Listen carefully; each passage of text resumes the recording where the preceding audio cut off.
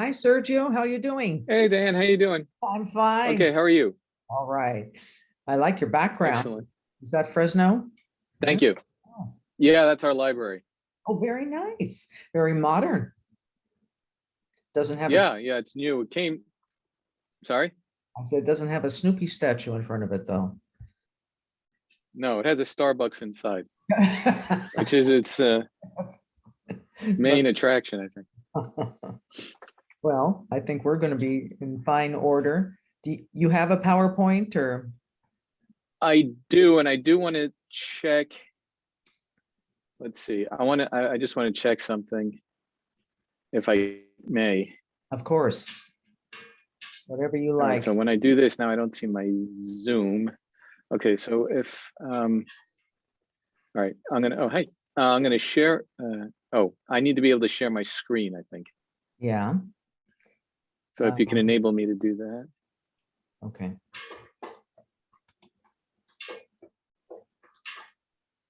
Are you at home? Yes. It's nice. That part is nice. Yeah, Okay, I'm going to make you a co-host, thank you. and I think that should allow you to share your screen. Excellent. Yeah, okay, so if I do this, I want to share that. And what are you seeing I see your PowerPoint. in, okay, and now if I do this, what Very do you good. see? It doesn't look like the actual PowerPoint app. I see your main page and today's goals. Oh, you see that. Now, see, I'm wondering how you can see, just because that's what's coming up next. And I'm wondering how I can get it so that you Ah, just see this one rather than both of them. I yes, don't know there how you that go. happens. Well, oh, No, now you see the now I thing, see right? it. Right, right. Yeah. Hmm. Hmm. When Cynthia comes on, we'll ask her. Yeah, I don't know if it's possible even. Um, and maybe if I flip the screens, it If could you have to just do with, if you just yeah. double click on the main screen, would that do anything? I mean, there has to be a way of just, or this down here. There, oh, no, I still see the Swap next slide. displays. Okay, how about if I do this? Now what do you see? Perfect, perfect. Okay, Just the one. What excellent. did you Just do? the one? Yeah. Excellent. That's all yeah, that's perfect. How'd you do Great. that? I hit swap displays Oh, because I'm on two monitors here. I've got a aha. big one and a small one, and I want to see what's coming up. It's helpful for me to see what's coming up next. But yeah, don't need everyone else to see that. Now, if I do this, I should disappear too. You do. I see though the photograph. But I think if we all turn our cameras off, we should all disappear. Is that correct? I don't know, maybe Cynthia knows. Hey, Sergio, Nice. what was the question? If we all shut our videos off, do all the pictures, do all the sort of people disappear? No, I think you need to go up to the top right of the screen where it says My View and also Attendee View. And you can control both what you're seeing and what the audience is seeing. So if you you can change it to Follow Host's View under Attendee View, and then I think you can't remove yourself at all, but you can remove me and Diane. You can do side by side with speaker. You see what I? Yeah, I'm not seeing But Steve that removed view himself. thing. I know that Steve Bittner removed himself from the main screen. We didn't see him, and we Now, didn't. what do you see? Still the same. Still the same. Okay. What You don't about have that option, Sergio? I'm not. No, and it may be. I see. I mute, start video, participants Q&A, pause, share, annotate, remote control, and more. Raise hand, record meeting info, disable annotation, hide names of annotate, hide video panel. Maybe that's it. How about now? No, same. You said Oh, I don't see you. But you all see Uh-uh. me? That's so funny. I thought all three, everybody had to have their camera off for that to work. Well, let's see. Let's try it. Okay. Well, now we have your picture. You have my picture, and now Oh, if I do, okay. huh? Now I have only the slide. Oh. I unclicked Okay. the side-by-side mode. Just Okay. click standard. Yeah, if you click standard and then, Okay. Okay, but do you have, I should come back. oh, you know what, Diane? Diane, I think that's you. So if you click standard and then also click follow hosts view under attendee view, I think the audience will just see the slide as well. Now where do I do under view? Follow host. Top view. right. I have that Yeah. and so I have that clicked, standard and follow host view. And now if I do this, well, now I have to hide. If I do that, now what do you see? I still just see your main slide, but I see. Okay. And if I reduce this, minimize your pictures, it shouldn't disturb anybody. Yeah, so I'd be curious what the audience is seeing right now. Anybody who's currently there, if they want to tell us what you're seeing in the chat, that would be great. Oh, Christine just said now good. She just texted me. Yes, everyone does need to turn off videos. Now good. Oh, okay, great. Okay. I didn't realize people already, oh yeah, participants 40. Okay. Yeah. All right. All right. So we still have a few minutes, so Sergio, you can review your Sure. notes. Yeah, I'm excited for this talk, Sergio. It's great to see you or see your Good to slides. see you. Thank you. Sergio, are you still dean? Interim Associate dean, yeah. So, Yeah. oh, now it's associate. Did you get a promotion? No, associate dean. I was always associate dean. Oh, okay. Interim associate dean. Yeah, interim got associate it. dean. And how, is that going to go on for a long time or? I have no idea. Okay. It sounds like no mistake. It is the CSU after all. That's right. That's right. And you've been in contact with Emily, Kyle? Yes, she Okay. did email me. Yeah. All right, great. I'll just let a few more people come in. This is I have to say I do. I miss being there. It's not the same. Oh, I agree. I think we all do.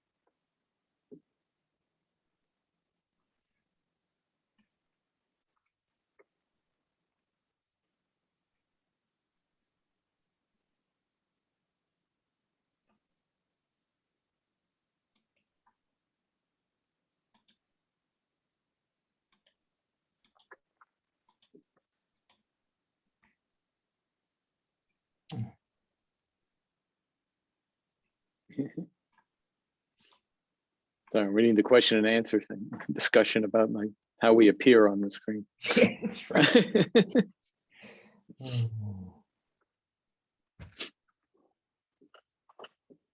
Okay, Sergio, if you're ready, we can begin. Okay, great. All right. Good evening, everyone. Welcome back to the Holocaust and Genocide lecture series.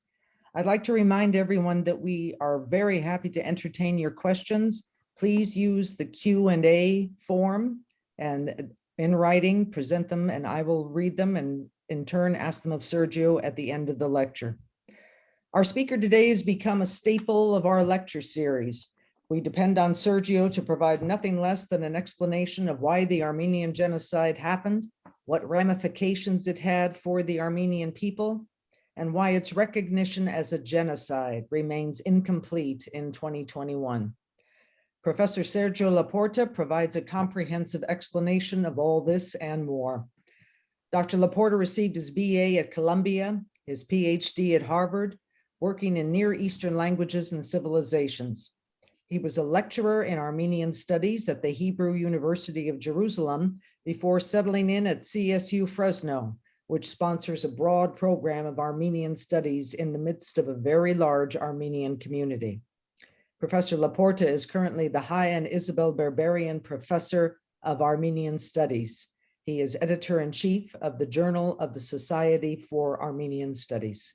He is also the interim associate dean of the School of Arts and Humanities. We are always very happy to welcome Dr. Sergio LaPorta.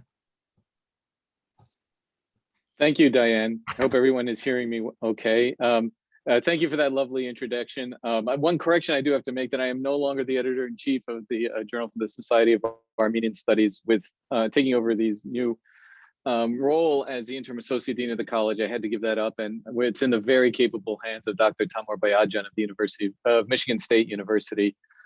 I'm very happy with the job she's doing, so that's really great. And I expect everyone to, you can go look it up. A new issue has just come out, so it's really wonderful. But thank you again. It's always a pleasure. I wish I were there with you in Sonoma.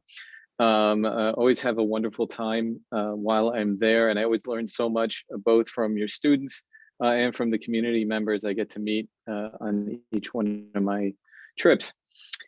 Today's lecture will be a little bit different from the ones I've given in the past, in that it has a more presentist, I would say, approach. I put more emphasis on what's happening right now. And I'll just start with what I hope to get through today. I'm going to turn my video off, so focus on the slides here. Okay, so for today's goals, my remote isn't working.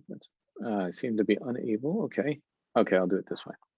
For today's goals, I'd like to briefly overview who the Armenians are. I just feel like it's good to get a sense, not just of a population that has been the victim of genocide, but also at least a taste of their long history. I then to give a history of the Armenian genocide itself, how we got there, how and how it was committed. And then I want to look at it following the theme of this year's class, overcoming adversity, right? How did Armenians get over the genocide, particularly in their success in the diaspora, their foundation of the Republic of Armenia as an independent state, as well as their fight for the path to recognition of what happened as a genocide. And then finally, I will look at facing adversity and at the current crisis in the Caucasus. Despite the positive developments that have happened over the past couple of years with respect to the recognition of the Armenian genocide, we're unfortunately at a very troublesome point of Armenian history at the moment. And I hope to go into a little bit on that. And then have time for questions after that. So let's start with who are the Armenians? And we'll begin in one sense with where is Armenia, since it's a good idea to know where everything is. Here's a map of the former Soviet Union and the republics of the Caucasus and Central Asia that belong to it. And you can see Armenia down here in the left hand. The quality of this map at this level is not great, but it's the sort of light brownish or beige color one on the left hand side of your screen, with Azerbaijan to its east, Georgia to its north, Turkey to its west, and Iran to its south. I have here, circle it there. So this is the present day Republic of Armenia with its capital Yerevan. However, historically, Armenians lived over a much wider expanse of the Middle East, and in particular what today pretty much constitutes halfway of the modern Republic of Turkey all the way to its borders. These were the Armenian provinces in the Ottoman Empire in the 19th and early 20th centuries. And then also, as you can see to the to the east of that, also there were Armenian populations in the Russian Empire at that time, and what was known as the Kars Oblast and the Governorate of Yerevan, as well as in the Governorate of Elizabethpol, which is now pretty much the Republic of Azerbaijan, including Nagorno-Karabakh. And this entire area was the entire region, I would say, of Armenian habitation historically, where they lived from the earliest period, from about 5 to 1000 BCE, all the way up until the genocide of 1915. And let's now look at significant factors of Armenian self-identity. One is that long history. Here's a picture of Mount Ararat. This is very prominent in Armenian self-identity. It is not at the moment in the Republic of Armenia. It's actually in the Republic of Turkey. But all Armenians consider themselves children of Mount Ararat. This is where Noah's Ark landed, according to the Bible, and Armenian tradition, and Christian tradition as well. And Armenians see this as their ancestral homeland, where they've lived for well over 2,500 years. Also important in Armenian self-identity is their Christian faith. They were the first nation to accept Christianity at the beginning of the 4th century. Now, they're not the first Christians, but as a nation as a whole, the king of Armenia accepted Christianity for his people at the beginning of the 4th century. And being Christian is very important to Armenian notions of self-identity. They have their own church. It's known as the Armenian Apostolic Church. We also have Armenians that have become Roman Catholic, some that have become Protestant, but the majority of them belong to the Armenian Apostolic Church. And the head of the church is known as the Catholicos. That's his title. And finally, they're also really, but they're also really proud of their language. They love their language, as most people do, but they invented their own alphabet for it in the year 406. And here you can see on the slide the 4 columns of 9 letters each. There's 36 letters in the Armenian alphabet.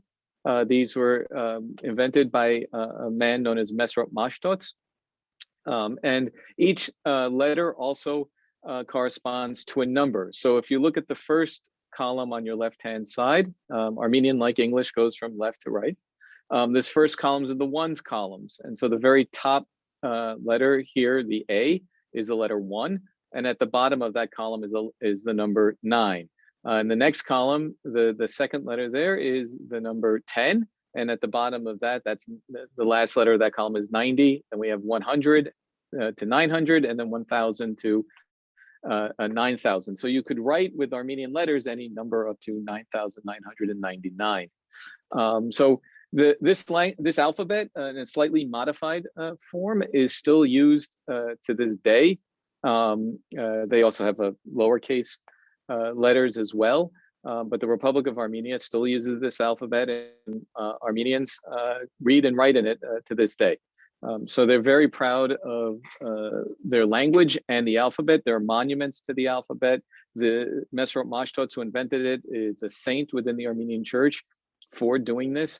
So it's a very important part of their heritage. Also is the homeland dispersion identity, very important to Armenians today. That is, on the one hand, most Armenians live in what we call the diaspora, that is throughout the world. We'll look at that later on in this lecture, but they all feel an attachment to their homeland. And that homeland is either the Republic of Armenia itself or the much larger portion of Western Armenia that we saw earlier, the Armenian provinces, where most of those Armenians who now live in the diaspora, their families left there between 1895 and 1920 because of the genocide primarily, and wound up around the world. So there is that attachment to a homeland, as well as the idea of living outside of that, and one can think of it almost as living in exile or in dispersion. And then finally, something that probably everyone's familiar with, they're also very proud of their food. Food is a very touchy subject for every culture, since foods are often shared, but here are some famous Armenian dishes. whether it be rice pilaf on the top left there, lahmacun, which is sometimes called Armenian pizza. Armenian pizza is sort of an insult both to pizza and to lahmacun. Lahmacun is absolutely delicious. And then we see dolma, and there's the yalanji. These are grape leaves that are wrapped with a rice stuffing inside. And then on the bottom left, we see kebab, grilled meat, barbecued meat that are often enjoyed at Armenian restaurants. So Armenians are also proud of their food, as well as these other aspects of Armenian culture. So having said that, Armenians therefore have a long literary culture from the 5th century all the way to the present using their alphabet. They have a very strong religious culture based in the Armenian church. And they have a very long socio-political history and memory of that role in the Middle East. So given all of that, let's talk about the Armenian genocide now and some of its basic facts and then how it was perpetrated. So some basic facts of the Armenian genocide. One, the April 24th, 1915, 250 Armenian intellectuals in the Ottoman Empire were arrested by the government, and most were soon murdered. And I mention this because that is the date that today is still used to commemorate the Armenian genocide, April 24th. Between 1915 and 1923, approximately 1.5 million people were killed in the genocide, murdered. 800,000 of them in the first 4 months. That's a rate of 200,000 a month.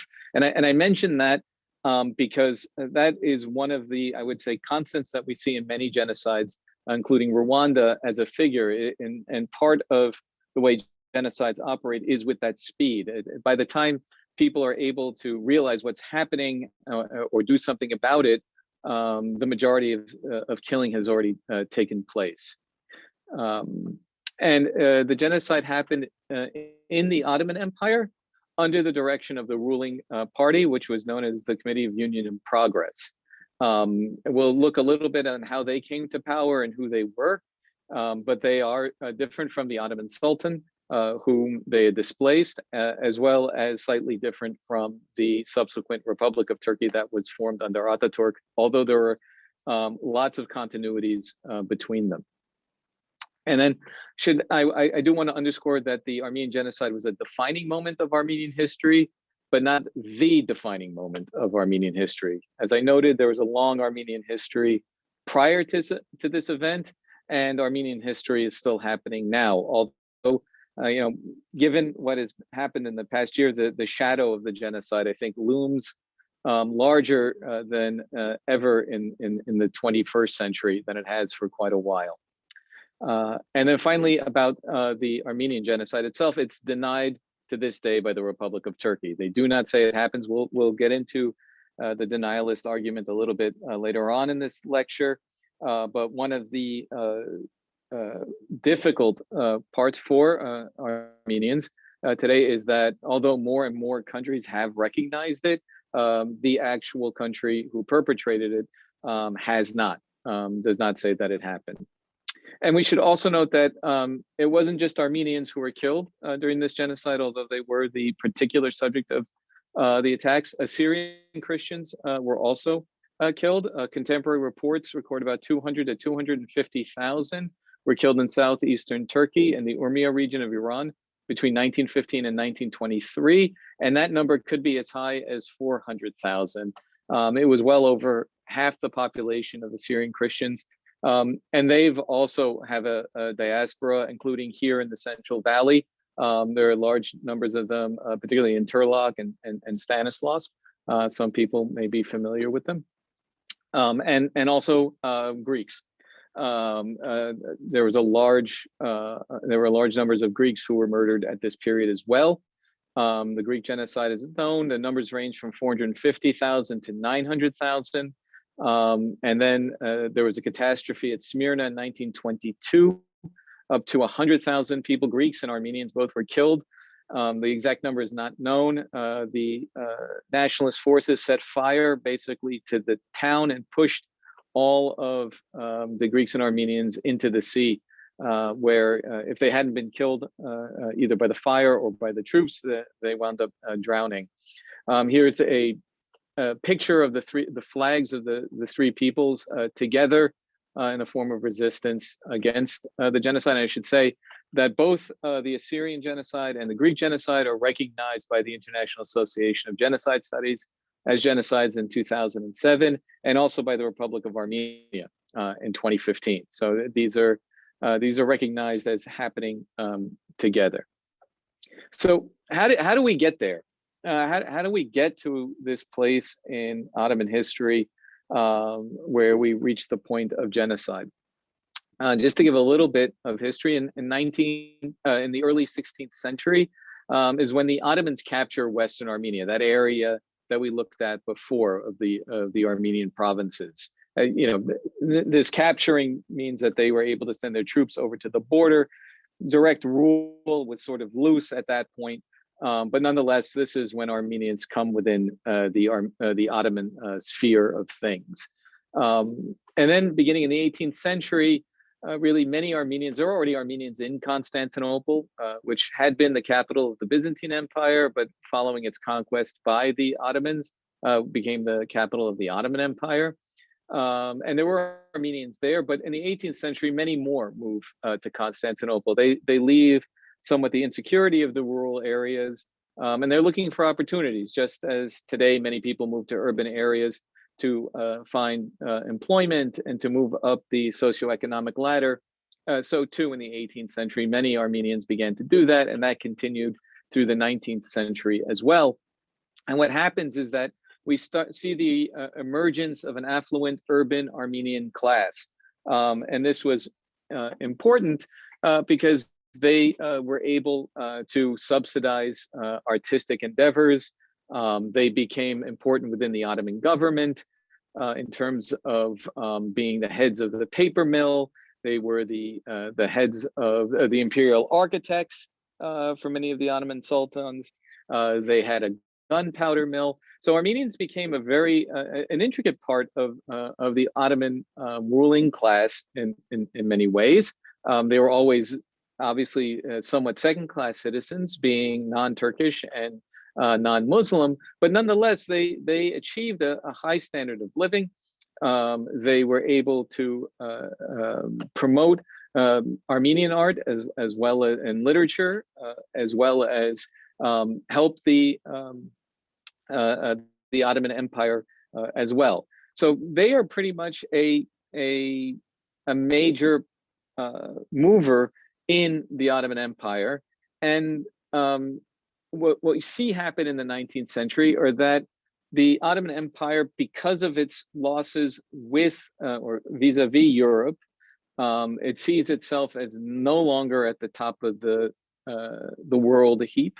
It decides with European sort of instigation to put reforms into place.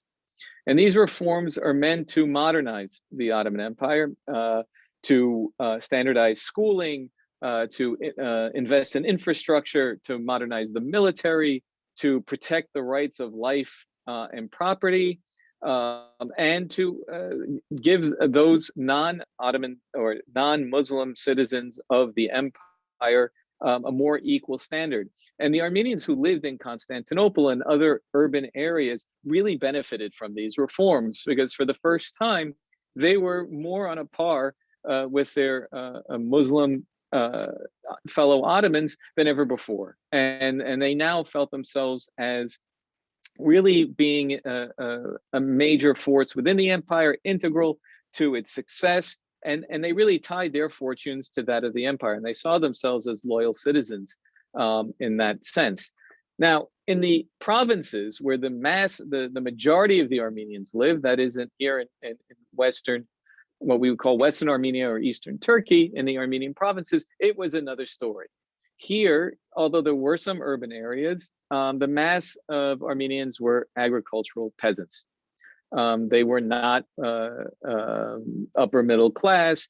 They were not wealthy. They were not tied into the imperial system. They were trying to make a living by farming, like the rest of the population in that area. There were some, as I said, there were some urban centers, there were some craftsmen, jewelers, metal workers, carpenters in that sense, but the mass of people were agricultural peasants. And the reforms that had helped their Armenian brethren in Constantinople and in the western part of the empire, in the urban centers, were not really implemented or enforced here. There was a lot of resentment on the part of the local Muslim population that the elevation of second-class citizens to a point of equality with them lowered their standing. And so they often resented the fact that these new reforms were being put into place. Some local rulers wouldn't actually enforce them. And there was an overall sense of lawlessness and abandonment. We have letters from people out here in the traditional Armenian provinces writing to Constantinople saying, you know, hey, we'd really like to have some support here. We would like it if the empire would send out police, what we would call police forces, sort of support in enforcing the reforms to make sure that they had the same security of life and property as Armenians did in Constantinople and Smyrna in the western part of the empire. This did not happen. It was very spotty. And Armenians often wound up, particularly later in the 19th century, forming protection groups to defend themselves against either Turkish or Kurdish marauders who would steal their cattle or their sheep or their crops. It felt more like the Wild West out there than it did, let's say, in Constantinople. And there was also the demographic issue. Now, the Armenians, we call these the Armenian provinces because they did fall part of historical Armenia, but population-wise, the Armenians were a outright majority in the furthest east, right, in the Van province. And they were a plurality, that is, they constituted the largest number of the inhabitants in most of the other provinces. But the further west you went, they became more and more of a minority. And that meant that they were competing for resources with other communities as well. And the CUP, the Committee for Union and Progress, during the genocide would take advantage of that. The other issue related to that is, as at the same time that this was going on in the 19th century, these reforms were being put into place. The European forces, for example, in Greece and the Balkans, were also asserting their own independence from the Ottoman Empire. They had declared independence. Greece became independent in 1828, and they were persecuting the Muslim populations in their territories. And those Muslim populations sought refuge in the Ottoman Empire. And the Ottoman Empire, not knowing really what to do with them, wound up sending a lot of them also out east to the Armenian provinces. One, because it was less problematic for them, and two, to reduce the Armenian density of those regions. But this also meant that you now had another group of refugees from Europe and Russia, as the Russian Empire came south too, from the Caucasus, who did not have a long history necessarily in the region with Armenians, and did not have historical ties in the way that some of the other Kurdish and Turkish populations had. But the actions of, or the sense of lawlessness, and particularly the actions of the last Ottoman Sultan, Abdul Hamid II, who was considered particularly unstable, had committed mass atrocities against the Armenians in 1895 and 96, had sort of worn everyone's patience off, not just the Armenians. And in 1908, there was a coup. And the Ottoman Sultan, Abdul Hamid II, was overthrown. And a constitutional somewhat. It wasn't a revolutionary government was put into place. It was known as the Young Turk Constitutional Government, in which the Armenians participated. And this was a time of hope. Reports from the period, I mean, people were cautious, but nonetheless, it seemed as if the Ottoman Empire was going to become something along the lines of other modern European nations, in the sense that they would have a representative government, somewhat maybe like England. They could have a constitutional sultanate, where the sultan would still be a figurehead, but you would have elections, and you would have a prime minister, and people would be judged as citizens, not by their ethnicity, or by their faith. And Armenians were particularly excited about this, although they were still cautious, and they knew there were problems lurking. One of the main reasons for these problems was that the military nationalists, known as the Committee of Union and Progress, remained dissatisfied with the government. And in particular, military losses were still happening against Europe. And one of the things that they thought was not, let's just say, efficient, was having a democracy in which everybody argued their different positions. And this was not necessarily the most efficient way of handling particularly military conflict. And they wanted a more centralized system that they could take over. And they also wanted a more homogeneous population. And so in 1913, the Committee for Union and Progress takes over. And they take power. They have a coup. They overthrow the government. And what we have is a government that's really led by three people. We have Enver Pasha, pictured here, who is the Minister of War, Talat Pasha, who is the Minister of the Interior, and Cemal Pasha, who is the Minister of Navy. And Talat Pasha is basically the architect of the Armenian genocide. And there's some debate as to when he may have come up with this plan. According to the chronology, Enver leads a disastrous campaign against the Russians in January 1915. He's very anxious to get into the war, World War I, which begins in 1914. The Ottoman Empire under the CUP is allied with Germany. There had been relationships between Germany and the Ottoman Empire prior to this point.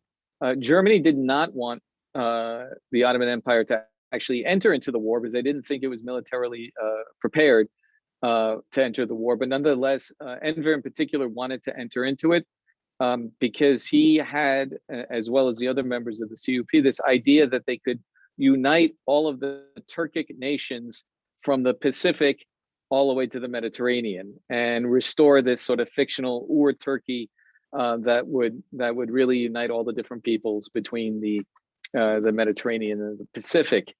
The problem for him was that there were these other countries in between, including Armenia, or including the Russian Empire, that he had to go through. But his drive was to go east and then up through the Caucasus and around the Caspian and then keep on going. And he leads a disastrous campaign against the Russians in January 1915, is defeated at the Battle of Sarıkamış. Thousands, basically his whole army is destroyed, dies either in combat or freezes to death on the retreat. And when he comes back, he blames the Armenians for his loss, says that they betrayed him. They were a fifth column in the battle, for which there was no evidence. I mean, there were Armenians who were fighting on the Ottoman side, and there were Armenians fighting on the Russian side, since some Armenians did belong to the Russian Empire. Nonetheless, Talat Pasha very quickly puts into place his plan for the Armenian genocide, and so this must have been outlined before. I don't think that they came up with this in January 1915. This must have already been somehow conceived prior to this point, and this was a convenient moment at which to enact it. So let's look at the beginning of the genocide. In February 1915, so immediately after Enver returns from his disastrous campaign, the Armenians are disarmed. That is, they're told that they have to give up their weapons. Regardless, they were, even if they were fighting, they had to give them up, and they were put to labor battalions instead. Also, those people in the provinces, as you know, people in the country here, many of them had various types of firearms that they used either for hunting or self-protection, and this was used as a convenient way to search their houses, search their premises, and arrest people who were found, you know, with a shotgun that they used for hunting animals, for example, to feed themselves. But starting in February 1915, Armenians were not allowed to carry firearms. On April 8th, then we see the beginning of the deportations of troublesome places. Zeytun, here in particular, Zeytun was a particular area in eastern Turkey, southeastern, and the border of Cilicia, in eastern southeastern Turkey, where Armenians had always been a little bit of an independent spirit. They were known for being sort of a bit wild. It's famed that during the Ottoman Empire, the Ottomans never really conquered it. And they sort of came to an agreement where their tax for the year would consist of sending oil to be used in the lamps of the Hagia Sophia. But regardless, that's where they started because they knew that that would be a point of resistance later on. So they started with the deportation of Zeytun. It was followed shortly after that with massacres in the Van region.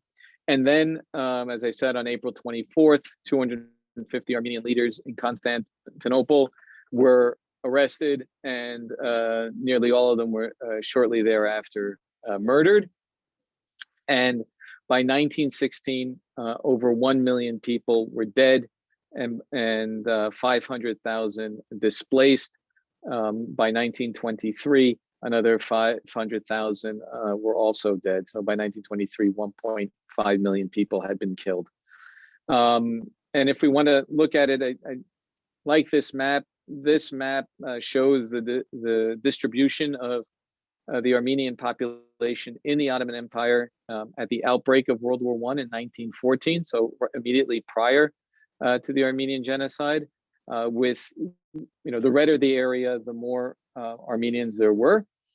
And here it is in 1926. As you can see, there are none left in the provinces of Erzurum, Bitlis, or Van. And I'll just do this one again. You can see this is what it looked like before, and this is what it looked like afterwards. So this is a major. This is pretty much the total elimination of the Armenian population of those three provinces, and nearly the total elimination of Armenians throughout the entire Republic or Ottoman Empire, Republic of Turkey. It's pretty dramatic map. One thing to really pay attention to here is the paradigm of genocide that was put into place. This would become the paradigm for subsequent genocides, and you may be familiar with it from those. So first of all, the Armenians were denigrated. They were depicted as a disease, vermin, contaminating the Ottoman Empire and Turkish blood, and therefore they needed to be exterminated, just as one would rats. And of course, there was also a pattern to the extermination. The men were gathered and held and then marched out of town. They were then shot or bayoneted if they wanted to save on bullets. Sometimes they would march them to the next town over and have them right back to their families that they were okay. So that people didn't realize something was happening. After they did that, they were then killed. Subsequent to that, the elderly, women, and children were told that they would also have to leave, and they were marched through the desert towards Aleppo. As you can see on the map here on the right, can't really point it out, but here are some of the larger, the red circles, that was the bigger center of deportation and killing, but it all sort of leads eventually down to Aleppo. which is sort of the bottom of the map, and then along the Euphrates to places like Deir Zor, which is in the middle of the desert in Syria. On the map, you can look at it sort of in section 6, D6 down there. And in Deir Zor, it became a giant concentration camp where tens of thousands, hundreds of thousands of people wound up dying from starvation. And so this is the sort of pattern. The men were first taken. Obviously, the people who were able to fight were taken out first and killed, and then the elderly were told to leave, and then they were marched through the desert to concentration camps. And here we have the other is the simultaneity. As I mentioned, in the first 4 months of the genocide, 800,000 people were killed. And so between April and August 1915, the Armenians of nearly every major town and village were deported. It's amazing how much, how quickly they were able to put this and how much organization it required. And their ability to do this was really aided by the use of technology. They had the technology in the organization. So first of all, the telegraph was used to communicate the orders. And we have some of these coded messages. So we know that they were able to telegraph ahead what they were going to do. Likewise, the new railway lines, these are pictures probably familiar to us from the Holocaust in particular, but they also, the new railway lines transported Armenians in packed cars. They often made them buy their ticket first, and then they would pack them in there so that they could hardly breathe. And often they would just stop the train in the middle of the desert, take everyone out and shoot them. But the railway cars were able to move them again quickly over long distances into the desert. And there was a special organization, that's what it's called, Tashkilati Masusa, was established with the specific goal of perpetrating the genocide. These were highly, I would say, trained individuals, trained for basically the purpose of murder, of organized murder. And they became very powerful during this period and wound up having positions in the Republic of Turkey as well, the upper members of this organization. But they were specifically tasked with making sure that the genocide happened according to plan. And then, as I said, Armenians were gathered in concentration camps. We have these accounts as they were moved from camp to camp along the Euphrates to Deir Zor, where they would finally, many of them would finally die. And this has been the study in particular of Khachik Muradian about life inside the camps was obviously terrible. But they would also use the system of making some Armenians the head of the camp, of the internal running of the camp, much as the Nazis would create these kapos, kapi, in the concentration camps. And what they would do is that the people who were at the top of the camp in one spot, when they were moved to the next camp, they would take the people who were at the low end of the previous camp and make them the heads, and take the people who were the heads and put them at the bottom. And they would therefore sort of build in ingrained resentment amongst Armenians to make sure that they would never be able to sort of band together and resist the soldiers who were guarding the camp overall. Also, there was the legalization of the genocide. Again, something that we'll find common in later genocides. Between May and December of 1915, there were a series of laws put into place that actually turned this mass killing of people and the taking of their property would turn this into basically a legal act of the state. So these laws authorized the deportation of Armenians. It said that this is what they had to do. It had secured and registered the property of Armenians while relocated. So they relocated, telling them that, oh, they were in danger, in particular because of the war.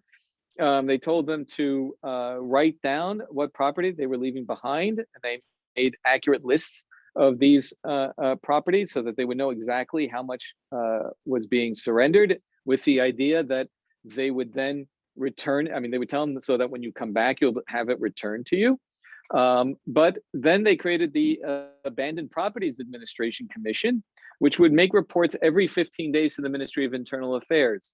So what this commission was supposed to do was, as people failed to return because they were murdered by the government, their property became abandoned. And so now they needed what they needed to do with it. And every 15 days, this commission would send back how many properties were considered abandoned. And then finally, they created a commission for the administration of the liquidation of Armenian properties.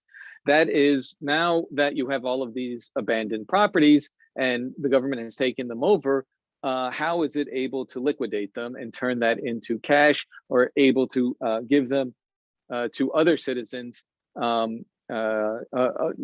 the empire once this process was over? So basically, this created an entire legal structure in which the Armenians could be removed from their homes, they could be killed, and their properties could be legally appropriated by the government and then sold to other people. And according to Talat Pasha's own accounts, Talat Pasha himself was found by an Armenian in Berlin after the war. The Armenian's name was Soghomon Tehlirian, and apparently Tehlirian, who's buried here in Fresno, saw him one day and then wound up following him at another occasion and shot him in plain sight and killed him.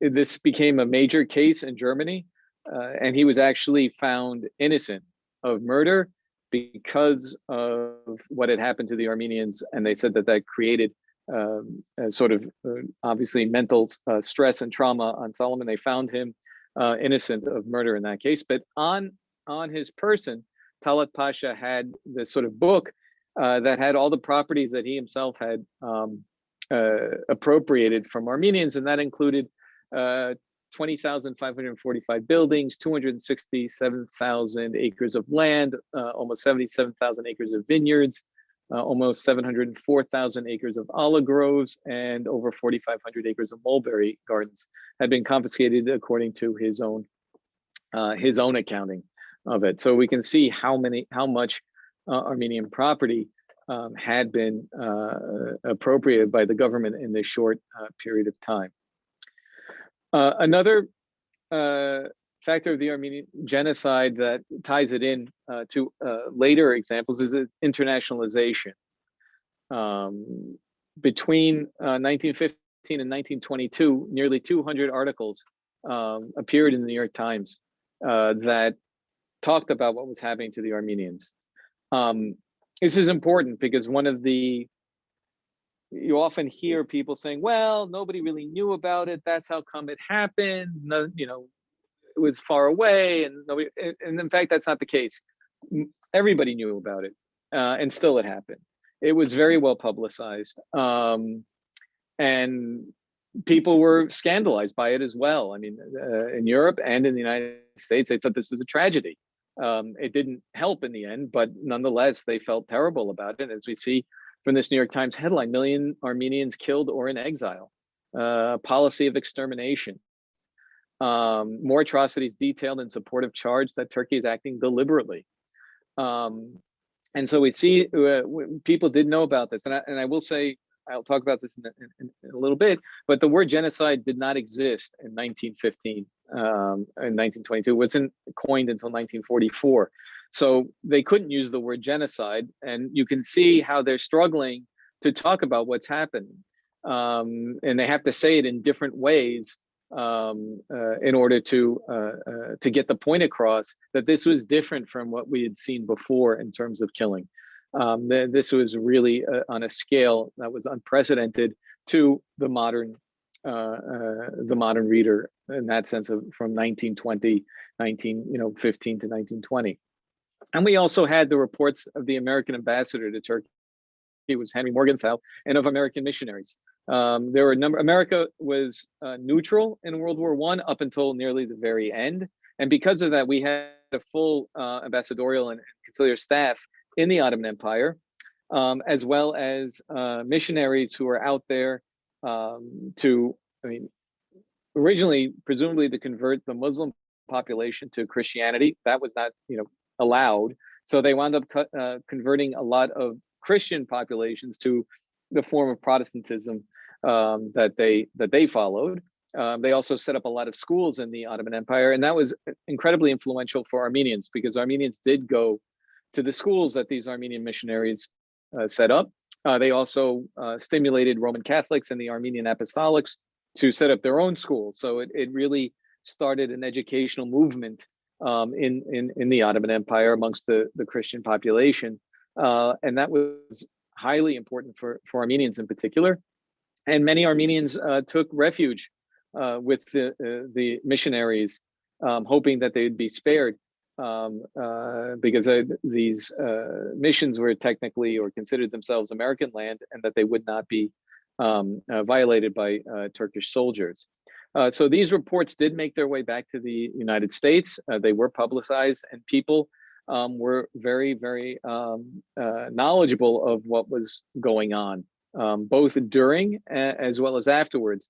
And that last item there, Franz Werfel's 40 Days of Musadagh, was a bestseller in the 30s. It details one sort of, it gives a novelized version of one Armenian community in Musadagh that fought against managed to hold off Ottoman troops until they were able to be rescued by French Navy in the Mediterranean Sea. And this became a very, very popular novel. It was translated into many languages and became part of school curricula as well. And because of this notoriety, it also led to a large relief effort, particularly in the United States. The American Committee for Relief in the Near East, which then became the Near Eastern Relief Fund, was basically founded for this purpose. And between 1916 and 1930, the US raised $116 million in relief money. That's probably now over 2.5 billion in today's currency. It was 2.5 billion when I first did this slide, probably more than that now. So it's the largest relief effort ever to this day, which is saying something. It also was the first, I would say, celebrity relief effort.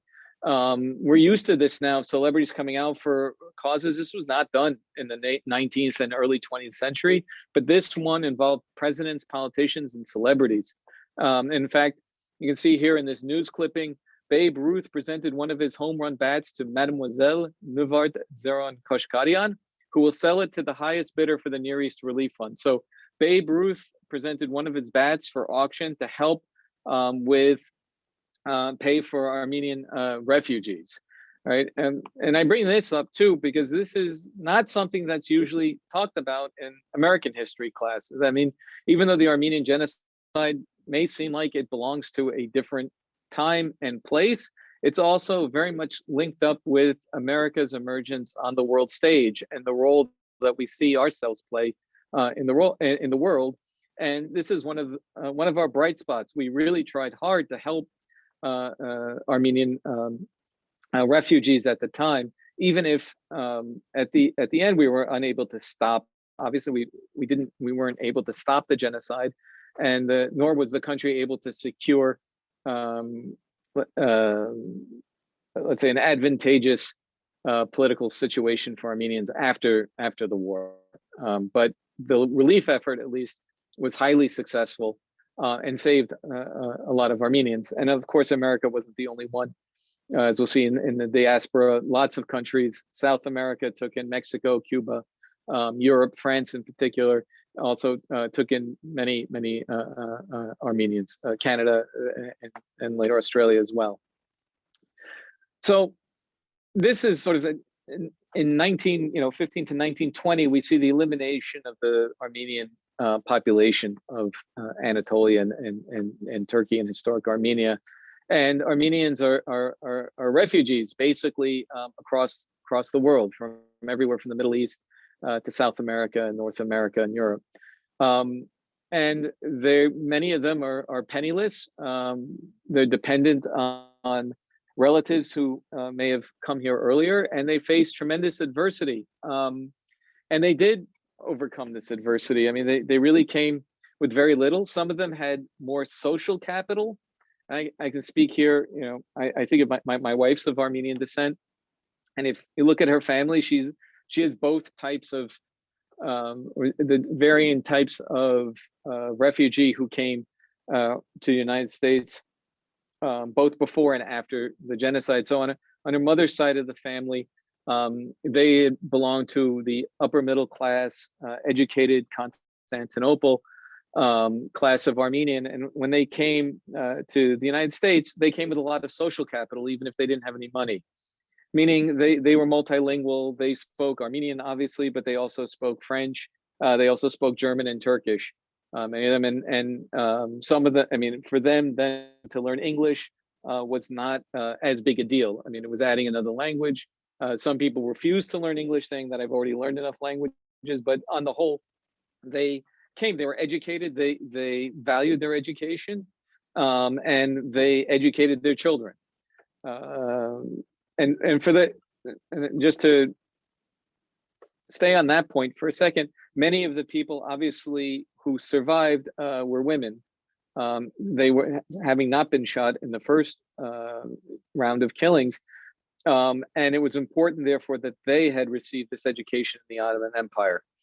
Thanks to the Protestant missionaries and then the following of the Armenian and Roman Catholic churches afterwards, that women in particular were educated. So they came here with that sort of social capital and were able to assimilate rather quickly and move up the social ladder that way.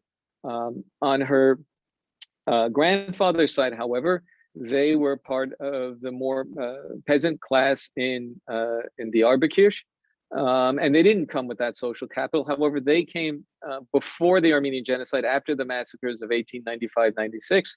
Her grandfather had seen his own father burned to death in front of his eyes, and he just left the Ottoman Empire, came to the United States, and then actually enlisted in the army in World War I for the United States Army, and fought in France.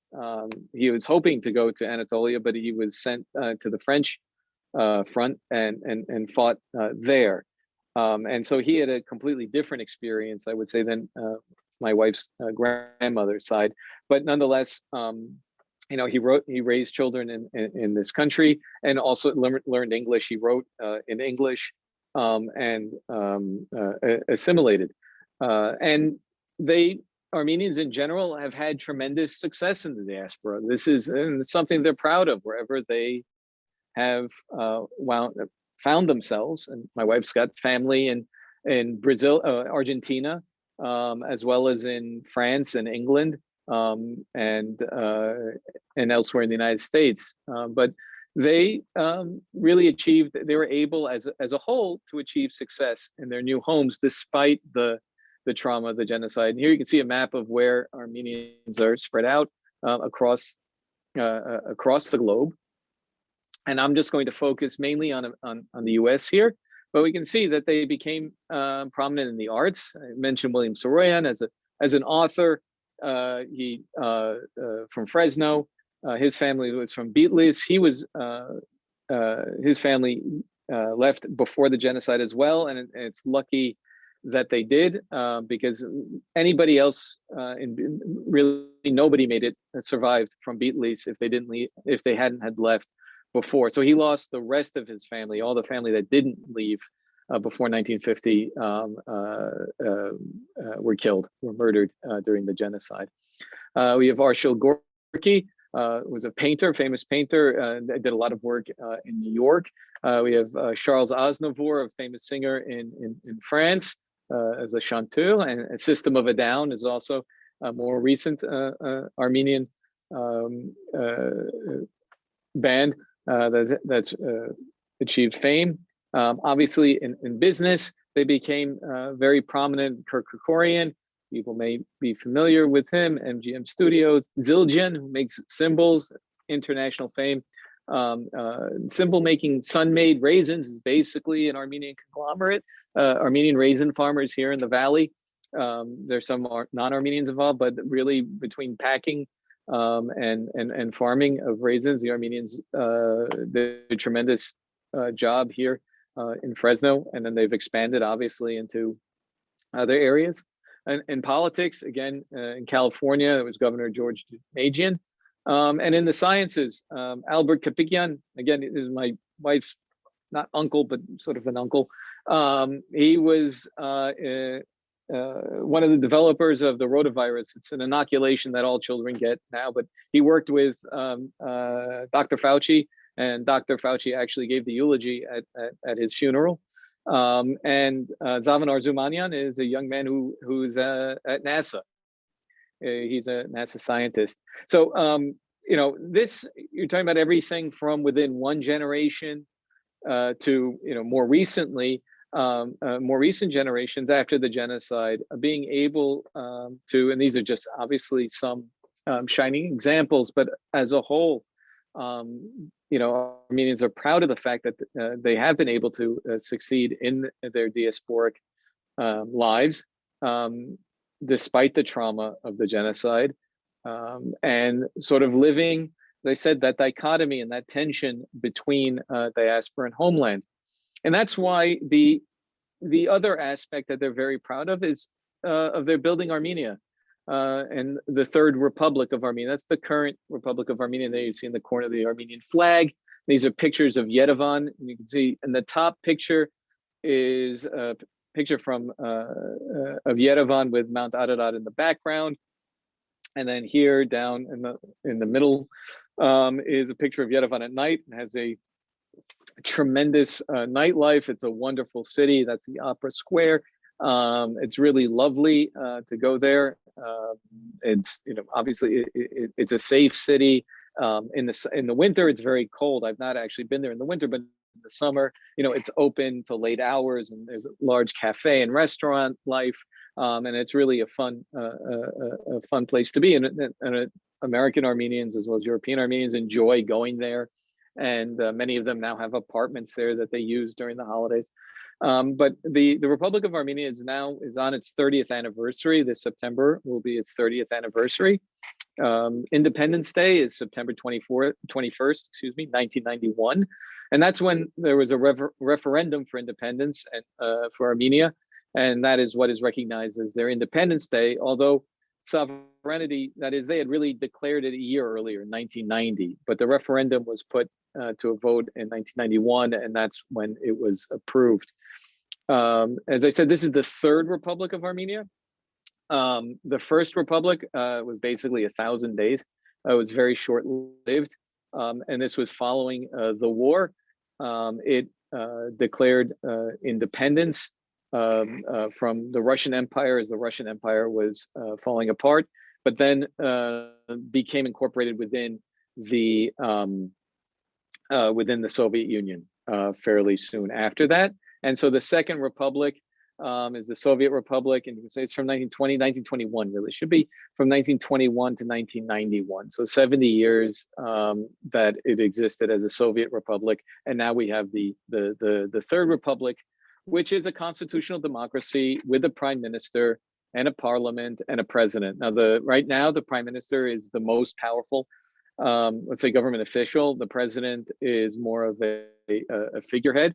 But he does call the parliament, and he does approve the prime minister. So in this sense, it works like a European parliamentary system. It's not an American system in that sense.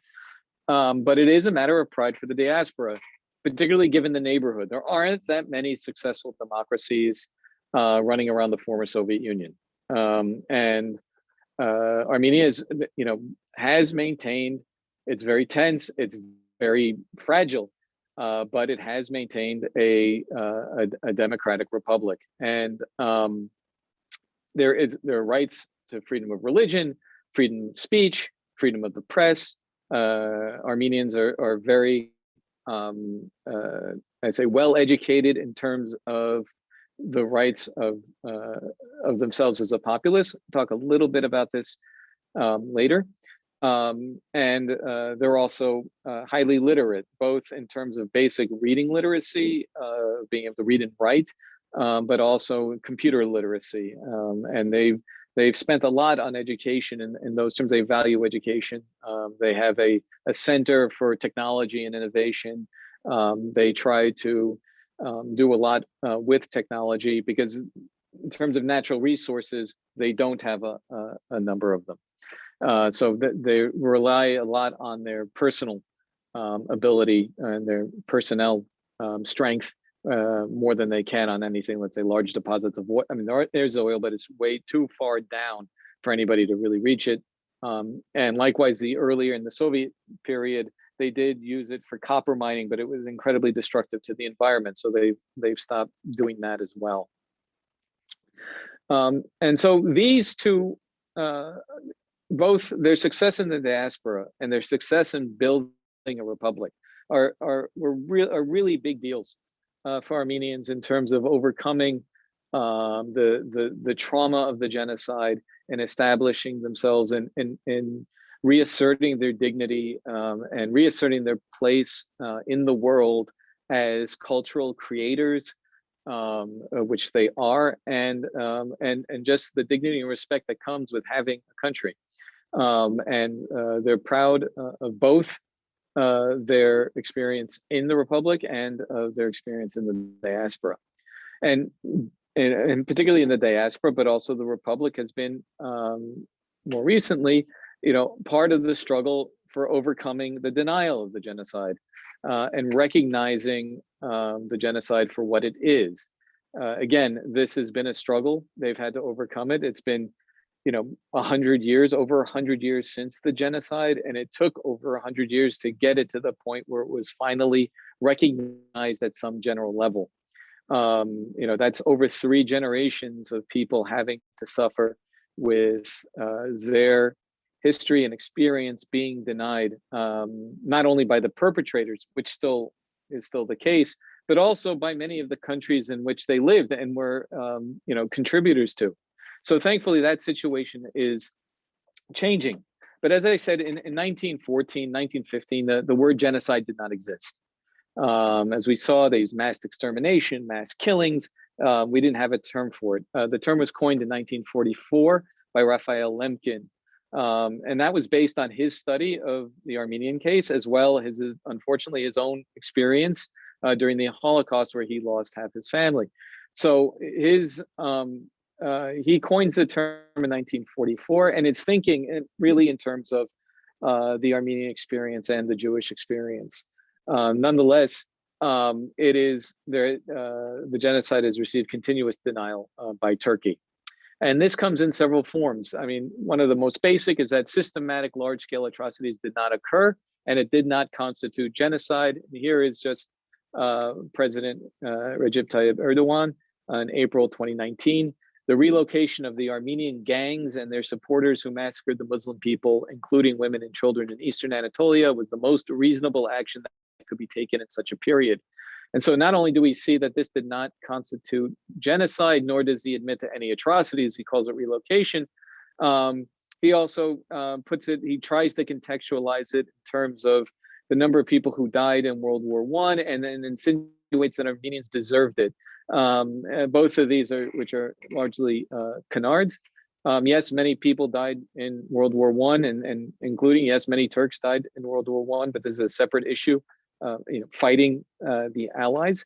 But this is a completely separate issue from the question of genocide.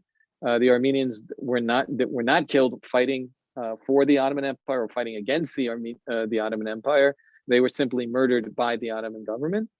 and that the Armenians deserved it is particularly obnoxious. In some places, they did resist, and they did fight back. And it's unfortunate that they were not more successful in doing that. But this narrative that often is used by genocide perpetrators is particularly, I would say, invidious, because if you don't fight back, you're eliminated. And if you do fight back, then the use is that the line is that you deserved it because you were violent. And then they start saying that violence should never be condoned, and it's sort of difficult to swallow that. But the Armenians were not a fifth column, just like any other part of the Ottoman population. Some of them were against the war. Some of them were against the Ottoman Empire. Many of them were for it. Most of them rushed to join the Ottoman army, to enlist in order to defend the Ottoman Empire. They thought of themselves as Ottomans. Part of the trauma for Armenians, particularly within the Ottoman Empire, and particularly within, let's say, places like Constantinople and Smyrna, was that they thought of themselves as so Ottoman that when the genocide was perpetrated, they couldn't believe it. And they really saw this as a betrayal. They saw themselves as having given everything to the empire, and this was how they were being rewarded for their service. And they also believed that there would be an Ottoman state in which everybody would be considered Ottoman, regardless of their ethnicity or religion. And so they really saw the genocide as a profound betrayal. And it was on very intimate terms. Talat Pasha himself had many Armenian friends, and an Armenian doctor. And they would come to him and ask him to save their families, and at most they would delay the death. And it really was, in that sense, at a very intimate level, a betrayal. And another more sophisticated argument is the discontinuity. That is that the present Republic of Turkey can't be responsible for the actions of a previous government. In matters of international law, there is a certain degree of truth to that. For example, the U.S. government under the Articles of Confederation, or the current U.S. government, is not responsible necessarily for the actions of the government under the Articles of Confederation. Nonetheless, many of the people who committed the genocide, who were prominent in the government then, became prominent also under the new Republic of Turkey. And the wealth that had been confiscated, the businesses, the factories, the land that had been confiscated by the Ottoman government, was then transferred to the Republic of Turkey and reused by that government and by the new citizenry of the Republic of Turkey. So the discontinuity argument, again, is not really a valid one, and it doesn't absolve the Republic of Turkey from its responsibility to admit what happened, and to try and move forward. The only really way to move forward in the Caucasus right now, and we'll get to this, is the first step will really need to be a sort of admission on the part of the Republic of Turkey that this had happened.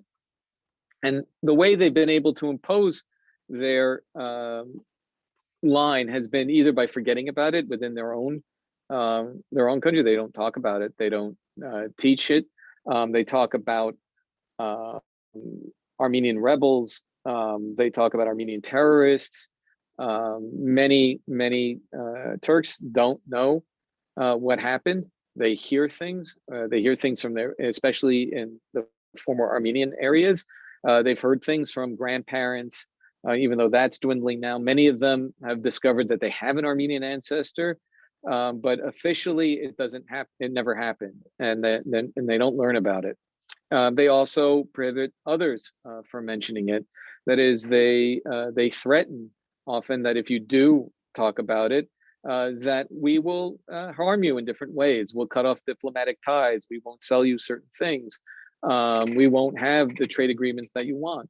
And then they'll also act in a proactive manner by sponsoring politicians and academics. They'll They'll set up research centers, and they've done that in a number of places, including Oxford University and other universities. But and they will sponsor people to come and visit Turkey, and they'll take them around and they'll donate to campaigns. So they use these various, I would say, carrots and sticks to sort of impose their position on other people.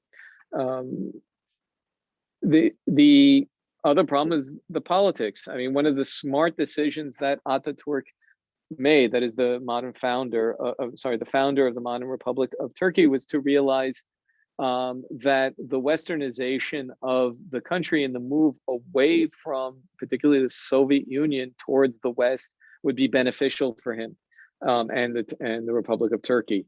And the US has been slow to recognize the genocide, despite all of its early efforts, despite the all the relief and acknowledgement of it that it had immediately afterwards between 1915 and 1930.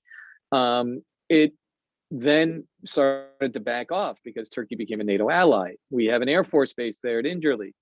We have the radar station at Kırıcık that allowed us to spy on the Soviet Union. It acted as a buffer, and still does, between as a buffer against the USSR formerly and Russia today. It's strategically placed in between Russia and Europe, as well as controlling the southern part of the Black Sea and the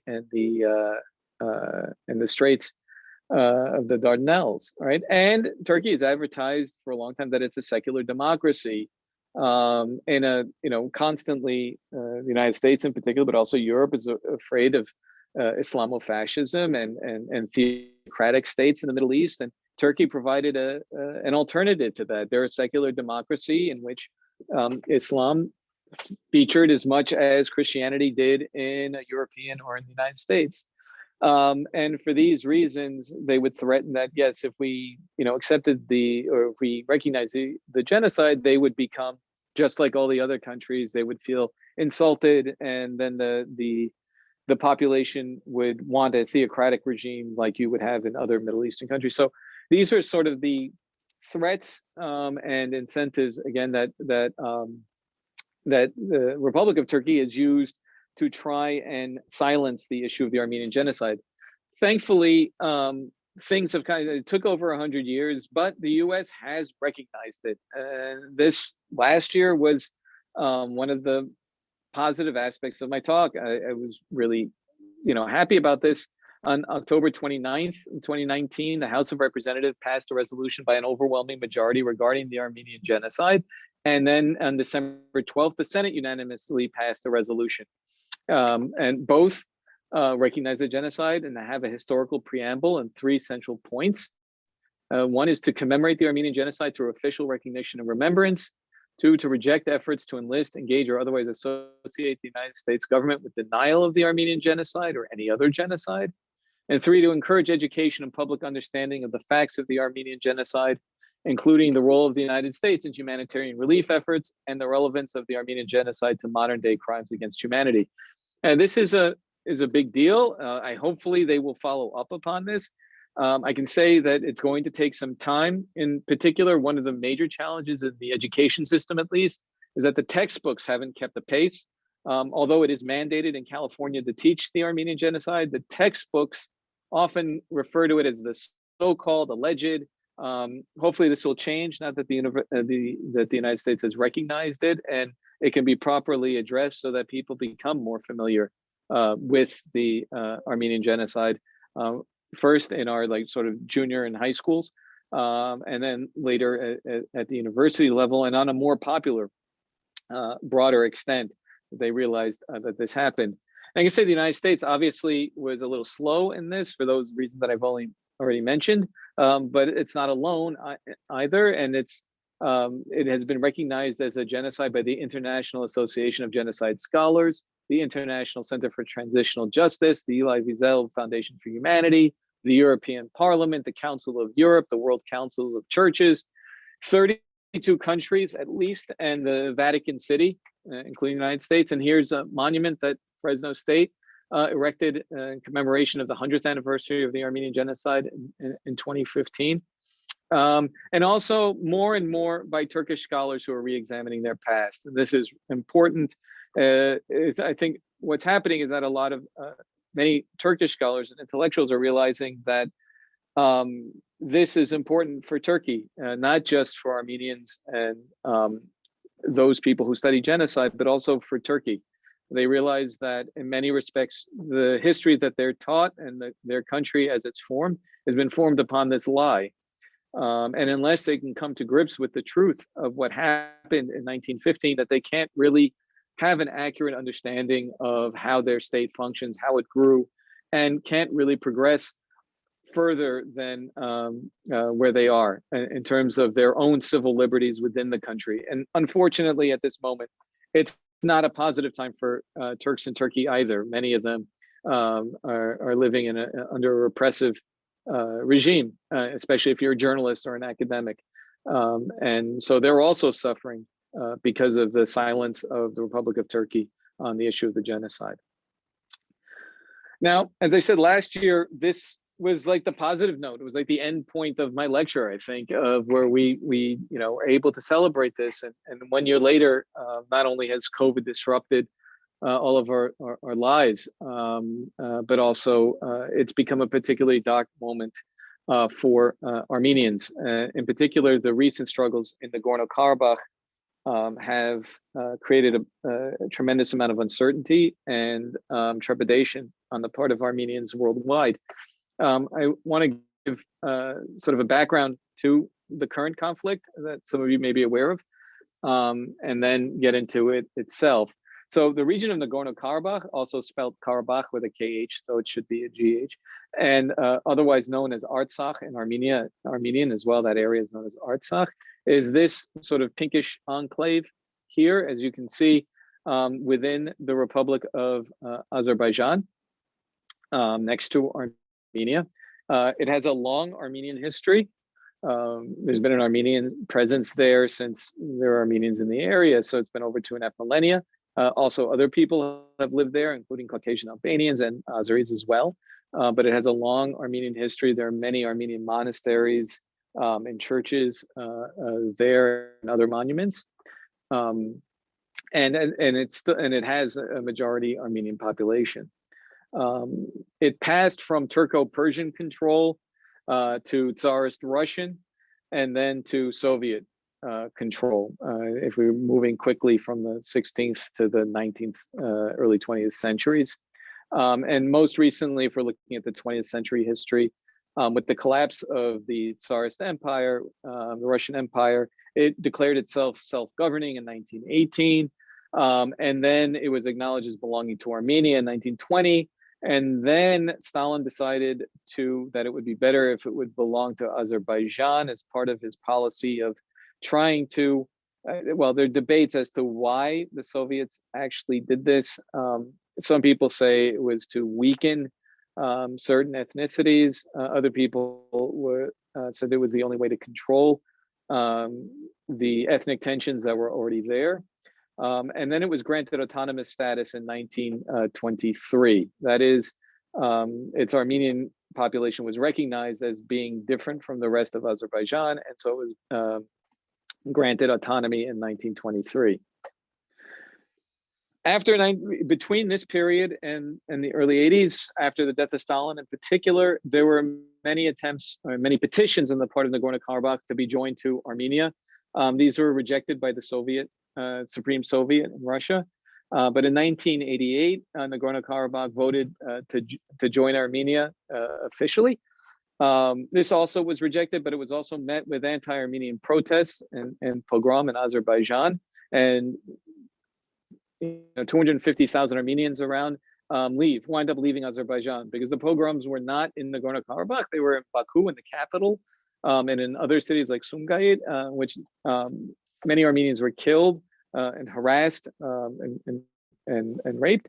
And so people just decided that it was a good time to leave. And this starts a period in which there are population transfers, in which The Armenians leave Azerbaijan, and the smaller Azeri population leaves Armenia as well. And this will happen between, in particular, 1990 and 92, but starting now.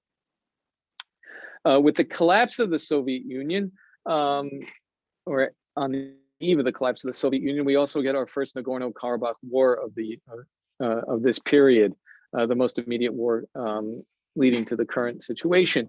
In 1991, Azerbaijan, with Russian support at this time, bomb and attacks Nagorno-Karabakh, and they also strike within Armenia. At the same time, Armenia and Azerbaijan declare independence from USSR slightly later in the year, as we saw, and Nagorno-Karabakh itself holds a referendum in which 98% vote for independence.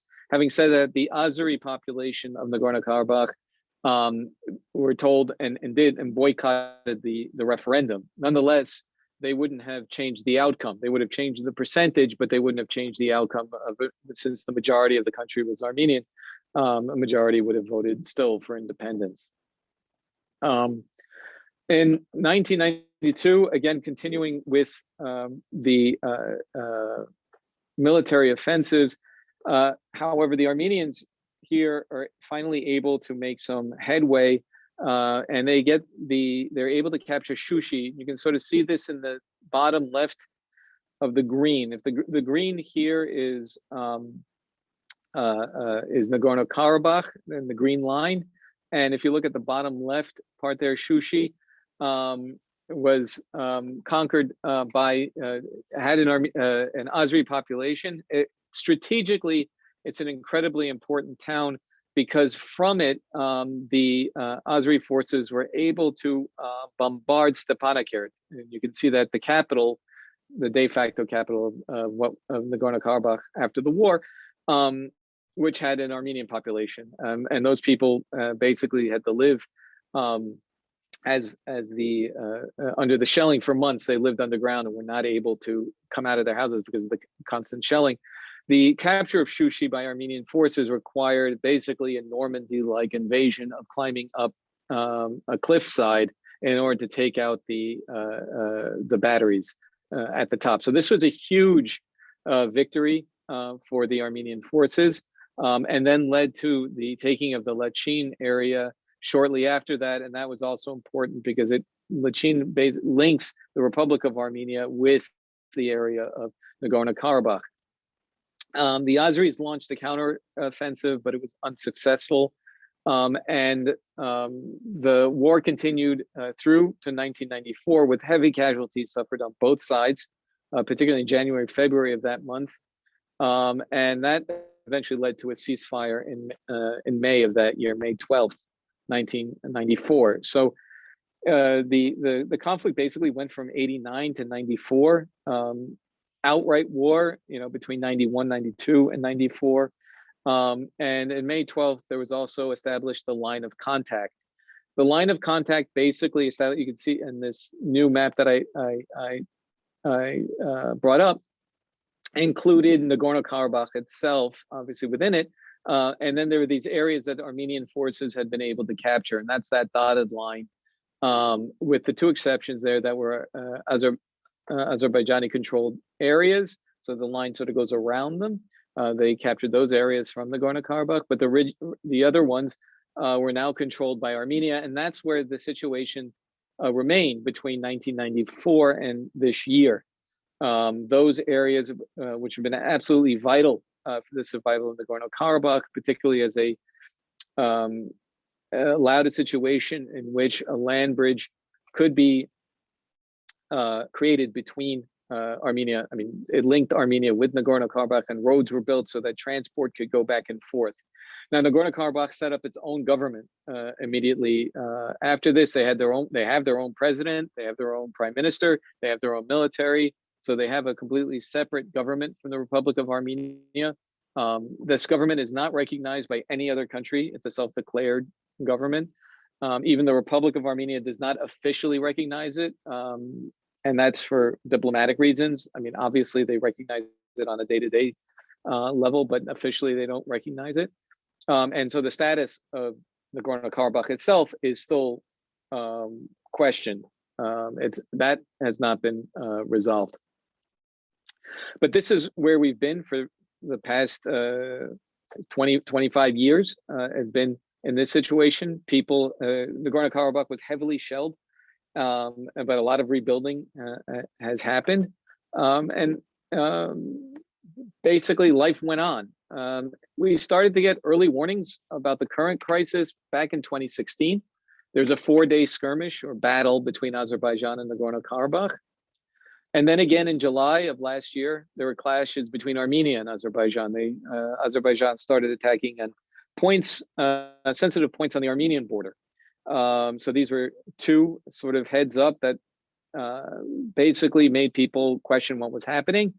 And then we had two also events in California that I would say were part of the early warning signs. One was the vandalization of the Kruzian, Zakarian, Vaspuragan Armenian School in San Francisco. The graffiti was incredibly, was racist and violent and offensive, vulgar, and was really shocking.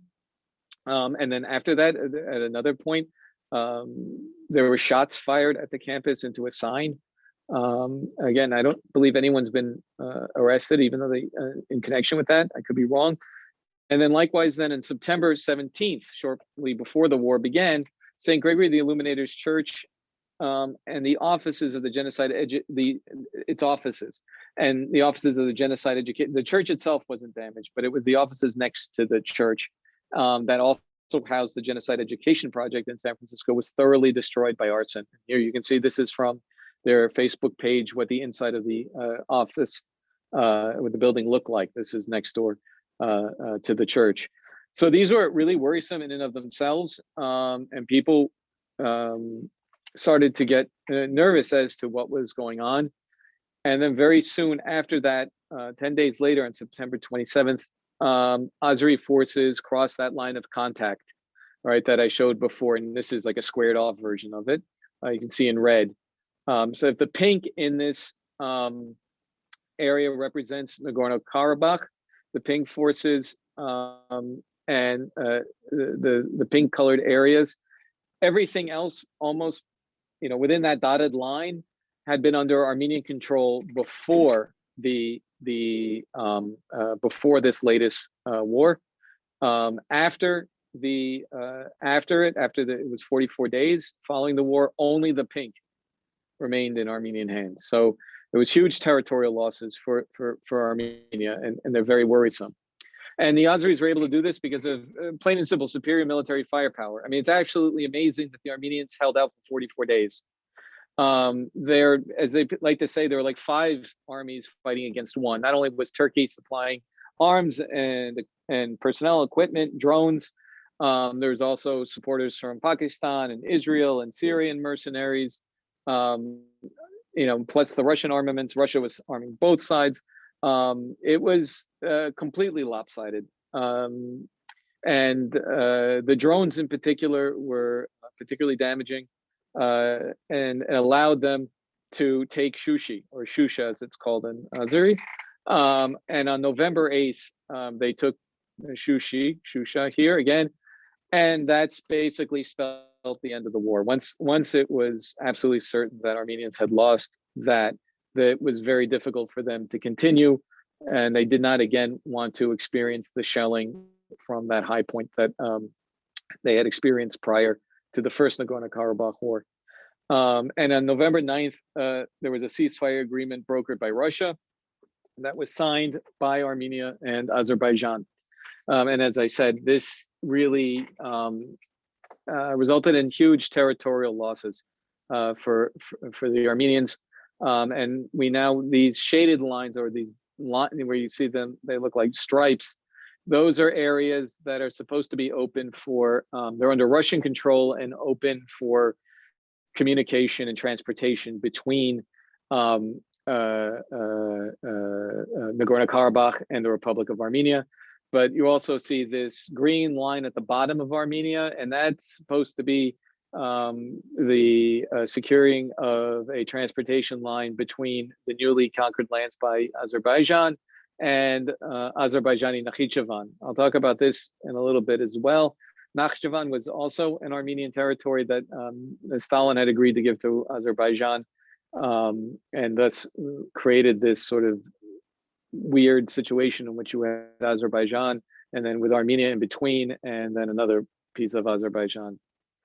So this is incredibly morale sinking for Armenia. There's no way to put it. It was a terrible moment for Armenians around the world. And there are now many post-conflict concerns and crises. First of all, plight of the refugees. From what, it's very hard to get accurate numbers, and these may not be accurate anymore. As far as I know, there's still 35,400 refugees from Nagorno-Karabakh in the Republic of Armenia. I don't know about it in Russia. They could have gone elsewhere, but at least in Armenia, there's still over 35,000. The population of Nagorno-Karabakh itself is estimated to be about 140 to 150,000. So it's a significant number of people.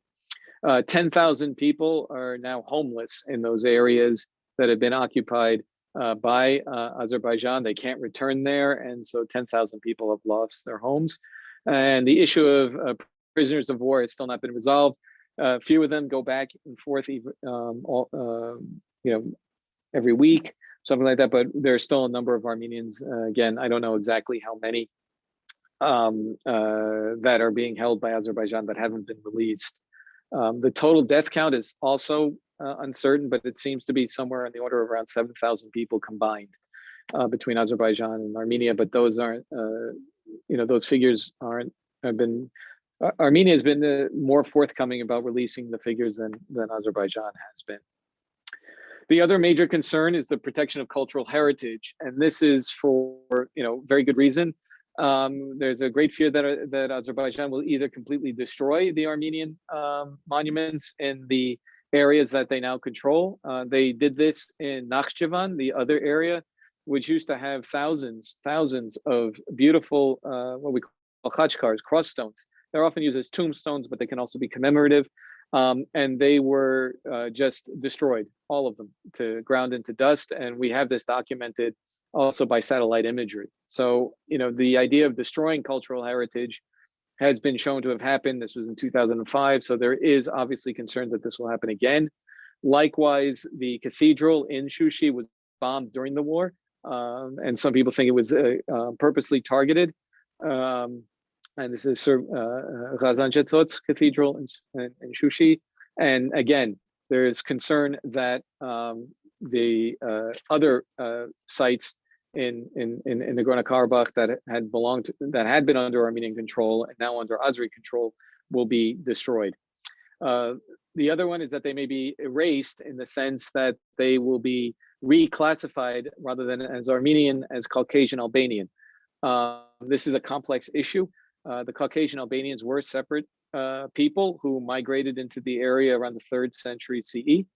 They became thoroughly Armenized over time, and definitely by the 12th, 13th century, probably they didn't really exist as a separate group. We have one text that was written by a Caucasian Albanian as a national history of the people, but he wrote it in Armenian. They'd already, was already using Armenian, and this was in the 10th century, already using Armenian as their language of communication. And they continue their continued population mixtures. So, definitely somewhere between the 12th and 15th century, they don't really exist as a separate ethnic group. They were always a conglomeration of different Caucasian tribes, and not just one single ethnos. Sort of, anybody may be familiar, like Kipchaks, or not just one single group. So there is one group, the Utis, that speak a language that seems to be related to Caucasian Albanian. So there is an idea on the part of Azerbaijan to assign all of these monuments to the Utis rather than to Armenians. Even though there are Armenian inscriptions on them, they talk about belonging to the Armenian church. So there's a real fear that the Armenian cultural presence and heritage in these areas will either be physically destroyed or will be erased from the Armenian cultural context. So that's the other major one. Now, This has also sparked a political crisis in Armenia. This is another major concern that's ongoing to this moment. In fact, I'll talk about this in a second. The Armenian Prime Minister is Nikol Pashinyan. He was elected in 2018 as part of what was known as the Velvet Revolution, in which Armenians were tired of the corruption that was going on in their own government, and particularly by the elites in Armenia, and they staged a peaceful revolution. He won overwhelmingly on a program of anti-corruption. However, immediately after signing the ceasefire agreement, in which all of this land was handed over to Azerbaijan, there were protests against him by members of the old guard, but also by people who had supported him previously. And then those protests have continued, both sides, people who were sided with him and people who were against him.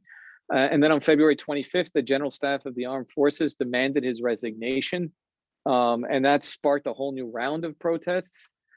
Today, I just read that he's agreed to snap elections.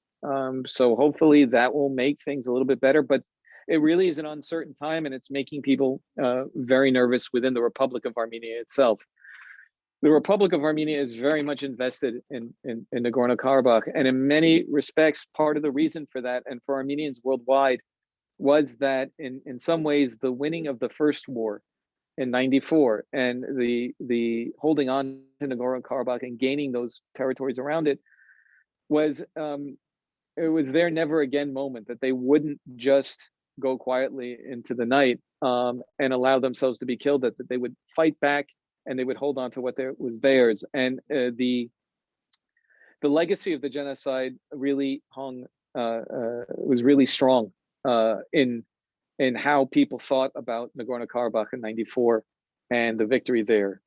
The loss now has again resurrected nightmares of the future, and especially the language coming out of Turkey and of Azerbaijan does not make anyone feel better. It has become clear that the reason why Nagorno-Karabakh can even exist now is largely because Russia stepped in and has put troops on the ground. But that leaves open the question as to how long Russia will want to do this and be able to do this. Who knows what's going to happen with Russia? And there's a feeling that their destiny is not in their own hands anymore. And this is problematic. I think I've been following the analysis of Eric Hagopian through CivilNet, and I would suggest, I think he's spot on with nearly everything he's said so far. And for people who want to understand this within the current geopolitical situation and how it plays out within Russian politics, I would really turn to him and read and listen to him on CivilNet. This is not the happiest note for me to end on because, as I said, in the past, last year in particular, I was able to end on the note that the United States has finally recognized the Armenian genocide. And this year I'm ending on the note that the Armenian genocide may still happen. And if we are not able to put some sort of stable resolution into place, I wish I had a more positive note to end on. But it's a very scary moment and a worrisome moment for the Armenian people. Thank you. Sergio, thank you so much. The positive note is that was a brilliant and so comprehensive and insightful lecture. We have time for a few questions if you're able. Yeah, sure. First one in was, I know this question is a little early, but have you yourself worked with people to propose a plausible solution? I think he might mean to the question of recognizing the Armenian genocide. Yeah, I mean, solution. Yeah, no, I mean, the solution is I'm sorry. I wish there were a solution. I mean, it's largely out of our hands in that I think our educational efforts have worked in the United States. I think they've they've worked elsewhere. Armenians have made tremendous grounds in having the Armenian genocide recognized. What we can do within Turkey is outside of our hands and is really up to Turkey itself. And, I hope that it is able to recognize and come to terms with its past, both for its own people and for, Armenians. But at the moment, I just don't see this as a possibility. And unfortunately, it doesn't look good. It doesn't look good for anybody involved in that area. We're continuing to work, and then right now, obviously, a lot of attention is on Nagorno-Karabakh and trying to make sure that.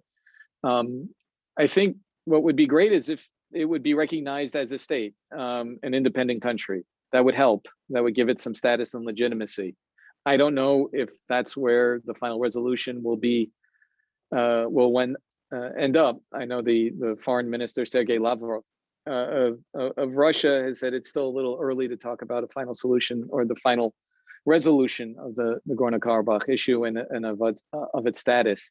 So this is still a fluid situation. Very good. Sergio, we've had a request if you could stop screen sharing so that we can see your charming face. Okay, yes, that's what I need to do. I don't know what you're seeing, actually. That's good. That's yes. Perfect. Okay. Good. This is interesting. Discuss what the German officers stationed during World War I in the Ottoman Empire learned about mass extermination. How was this then applied to carrying out the Holocaust? Yes, there are direct links between the two. We do know of certain Germans were, as I said, were allied with the Ottoman Empire prior to the war and during the war, and they helped modernize the Turkish army by sending officers to train to train the Turkish military, as well as weapons. They sent weapons and they helped build the Berlin to Baghdad railroad. So there were German officers in the Ottoman Empire during the genocide who witnessed what happened in the genocide and took note of it. Interestingly enough, they decided that German officials were very careful to keep Germany in the dark about what was happening, because they said if the German population finds out what is happening to the Armenians and this extermination of the population, they will rebel, because they won't accept this as a humane way of treating a population, and they will want to break off their alliance with the Ottoman Empire. And it's very interesting. They were afraid that the German populace would not stomach that sort of attitude and that sort of violence against their population, and it would just be a few decades later when they wind up doing the same thing themselves. So yeah, there were German officers there. Many of them were disturbed by what happened, but also some of them became heads of concentration camps later. Some junior officers became heads of concentration camps later and learned from their experience with the Armenian genocide about how to do it. How do you relate Turkey's treatment of the Armenians with their treatment and massacres of the Kurds? I realize there is still some resentment between some Armenians and some Kurds today. Yeah, right. So it's a very good question, and obviously there were a number of Kurds who actually perpetrated the genocide. The areas in which Armenians lived was a mixed population and had large number of Kurds in them, and the government used them to often used them to kill the Armenians. In fact, I was in a town, this was now, I guess about over 20 years ago, in the town of Palu, which is a Kurdish town now. And when we got there, I was there with an Armenian group. One of the locals came up to us and asked us where we had hidden the gold. And a member of the group who spoke Turkish said, and we're like, what do you mean? And he said, well, the Turkish government told our grandparents that if we killed all the Armenians in the village, we could have their gold. But we did that, and we've dug up all the graves, but we haven't found any gold. And it was on the one hand, it was a horrifying experience, and on the other hand, at that moment, particularly in the late 90s, it was, at least somebody said this had happened, because it was still at the point where this never happened, and here it was somebody who said, oh, this happened. our ancestors killed all of your ancestors, but now we just want to know where the gold is. And what's I find interesting is that even though there are some tensions between Armenians and Kurds, it's not the same as between Armenians and Turks. That is, I have not found that many Armenians that I know of who quote, I'm going to use in quote, hate Kurds. They thought of them as, tools of the state. They realized that and I think part of this is because many of these Armenians really felt themselves to be Turks, not in the ethnic sense, but as really belonging in the Ottoman Empire. They didn't feel that with Kurds. There was always competition between Armenians and Kurds. They were different. One, dwelt in the town. The others tended to be pastoralists and semi-nomadic. And so there were always conflicts, and nobody ever expected them to get along entirely, peacefully. But with the Turks, it was different. They did. They got along with them. They knew them. They went to school together. Armenian, wound up tutoring, a Turkish corporal's daughter in French. There were these intimate connections. And it's one thing to have someone that is someone always been somewhat violent towards you to be used by the government and be violent in this specific way. And it's another thing to have someone that you felt was your friend and with whom you were, very close, to all of a sudden turn around and sort of shoot you, and not even in the back. But, I feel like that animosity is much stronger. It's much more visceral. And so I think for Armenians, they see, they see what happened to the Kurds subsequently, and they do say, aha, you see, now it happens to you. And I think they do get a sense that, it serves you right, but they also feel for them. They also know that they were used by the government, and now they're on the other end of it. And there are many Kurds who, have been at the forefront. And when I say a lot of Turkish scholars, I mean Turkish in nationality. Some of them are Turkish ethnically, but some of them, a lot of them are also Kurdish ethnically.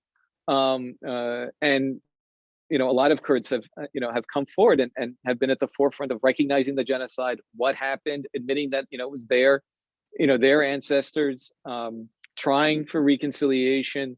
The mayor of Diyarbakir, was, at that, this is a few years ago, but getting the church back up and running, the Armenian church, and welcoming Armenians. And so there is a tense relationship because of the past, but I think it's also been a more productive relationship going forward. And I think a lot of Armenians now feel for what the Kurds have had to go through. This is a three-parter. What do you think it will take for the education system to add the Armenian genocide to the history curriculum? As students, what can we do to bring more awareness about the Armenian genocide? And do you believe that we should redefine genocide? If so, what should be added to the definition?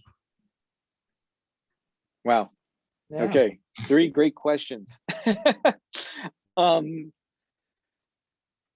So for the first one, I think it'll take at least the printing of a new round, and I don't know, the law in California already mandates the teaching of the genocide.